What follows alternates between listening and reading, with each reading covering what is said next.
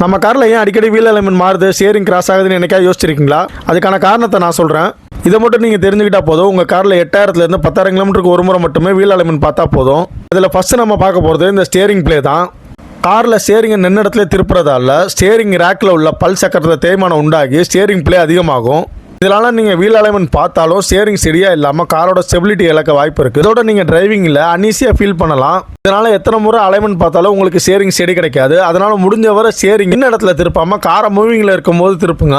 ரெண்டாவதாக நம்ம பார்க்க போகிறது சிட்டிக்குள்ளே காரை ஓட்டும் போது பள்ளமேடான ரோட்லையோ இல்லை வெள்ளக்கோடு போட்ட ரம்பிள் ஸ்ட்ரிப்லையோ போகிறப்ப ஸ்டியரிங்கை கேஷுவலாக ஒரு கையாலோ இல்லை ஸ்டியரிங்கை பிடிக்காமலோ ஓட்டுவாங்க. இதனால் ஸ்டியரிங்கில் ஏற்படக்கூடிய அதிர்வுகளால் ஸ்டியரிங் ஏதாவது ஒரு பக்கம் இறங்கி ஸ்டியரிங் கிராஸ் வர வாய்ப்பு இருக்குது. அதனால் காரை முடிஞ்சவரை சிட்டிக்குள்ளே ஓட்டுறப்ப ஸ்டியரிங்கை 2 கையால் இருக்க பிடிச்சி இந்த அதிர்வுகளை பேலன்ஸ் பண்ணும்போது ஸ்டியரிங் கிராஸ் வர்றதை நம்மளால் தடுக்க முடியும். இதனால் வீல் அலைன்மெண்ட்டும் மாறாது. ஸோ முடிஞ்சவரை இந்த விஷயத்தை உங்கள் ஃப்ரெண்ட்ஸுக்கு ஷேர் பண்ணுங்கள். அதோட நம்ம வீடியோக்கு ஒரு லைக் போட்டு நம்ம சேனலை மறக்காமல் சப்ஸ்கிரைப் பண்ணிடுங்க.